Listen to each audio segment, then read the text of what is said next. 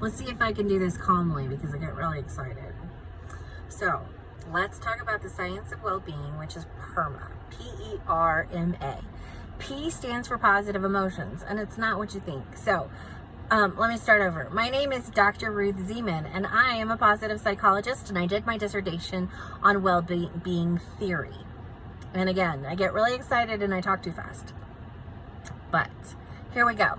The science of well-being is called well-being because we can't call it happiness. I'd rather call it happiness. In fact, I want to call it happiness and success. But we don't, because happiness and success are subjective. So everybody has their own kind of fun. Everybody has their own kind of happiness. Everybody has their own kind of, you get the point. PERMA is the science of well-being because it's about being joyful but grounded and mindful and in the present moment, which is happiness. Now, let's start over. I'm not actually starting the video over because I'm just going to make messes and it's just going to happen, but here we go again. The science of well-being is about being happy, but happiness is a fleeting emotion and it's a spike in the brain, and we're not talking about being addicted to spikes in emotions. We're talking about just being settled and grounded and emotionally present and having the capacity to live well.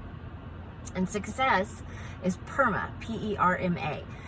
First one's positive emotions. Second one's engagement, relationship, meaning, and accomplishment. Now, they all work dynamically together. And so when you read about them, you learn that, you need to have positive emotions to feel good, but how do you get those? Positive emotions are actually a reflection of meaning in relationships, your engagement, and your accomplishments. So let's start where it actually has its dynamic movement trigger. In my dissertation, I noticed over and over again that all of these pillars actually have to work together in order to create that feeling of accomplishment. In Martin Seligman's book, the first one, and I'm blanking on the title, but you can go find it. It was published in 2016 or 2011. I'll put the citations underneath the video.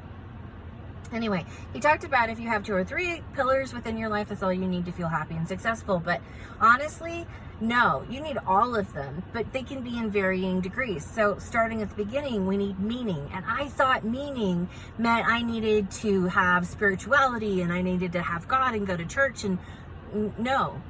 What I learned in watching and documenting Disney films, of all things, because they're a global media source that everybody understands and knows, and it's reached everybody. What I learned is that we just need a sentence of meaning that has a lot of clarity. And we see this over and over again, and the simplest one is Toy Story. Their meaning of all 4 films is you've got a friend in me. And we see this become an aligning decision maker in the movie. If you're a friend, you make friends, you do things that are friendly. If you're not a friend, you're not a friend, you're evil. So then we have relationships, which are built from the meaning. And we see in Frozen that Elsa's actually handed meaning from her mother, that you need to protect Arendelle and you need to be a part of family, or love family. And Elsa then hands it to Anna, her little sister, and we see her like this heritage of meaning, which is perfectly legitimate.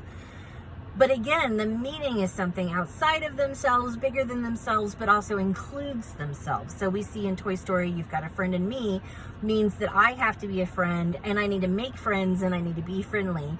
And then in Frozen, we see that we need to protect Arendelle, which is about taking care of people. And then you also need to take care of family and yourself.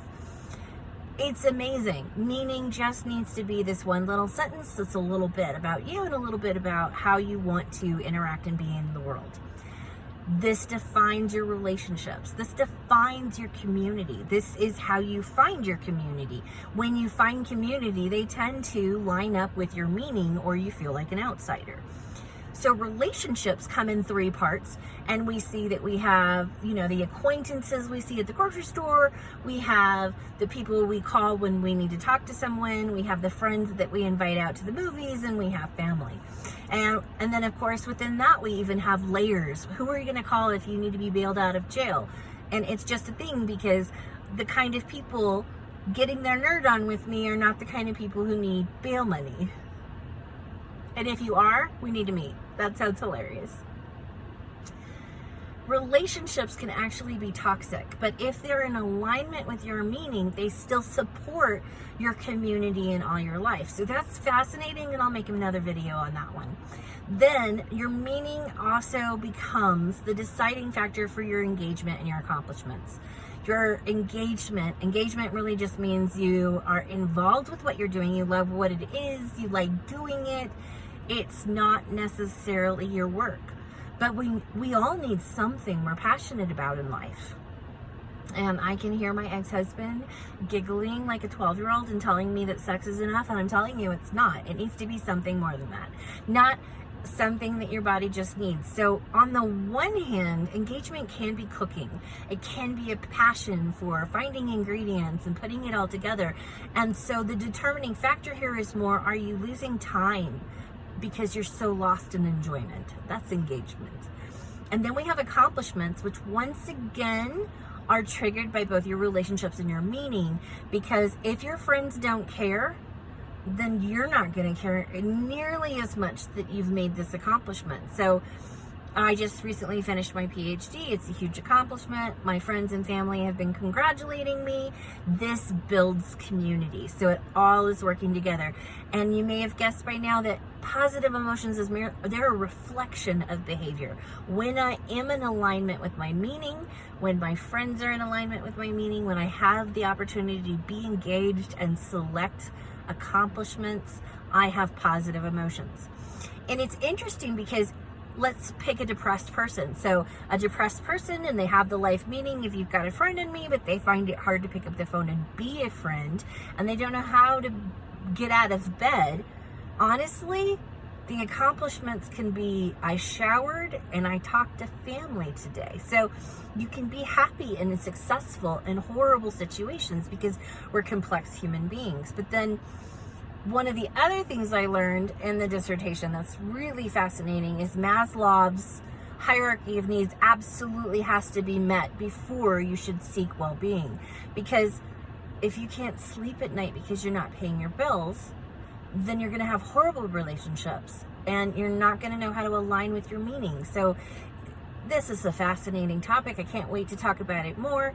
But again, PERMA is P-E-R-M-A, positive emotions, engagement, relationships, meaning, and accomplishments.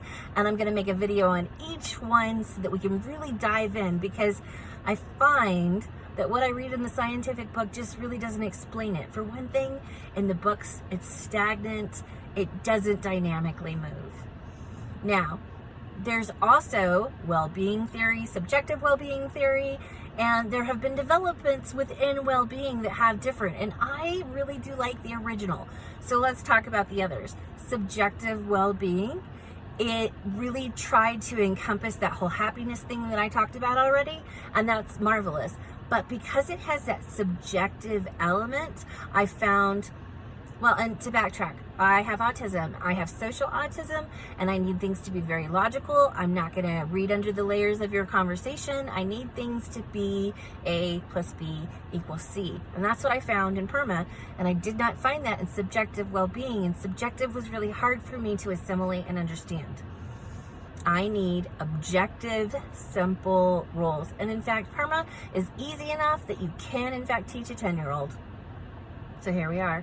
PERMA is my favorite theory of well-being. It is the science of happiness. And when we put it all together, no matter your life circumstances, what we find is it works, and it works over and over and over again, like a recipe for bread. You put that flour in, you do it as the recipe says, you let it rise, and every single time you get a loaf of bread. Now, like a loaf of bread, it has these little nuances inside, and you can get a bubble in it if you do it wrong. But it's still bread. So we'll talk about this more. But congratulations on finding me. I look forward to hearing your thoughts. If you want to know more about PERMA, stay tuned. I'm going to talk all about it. Take care.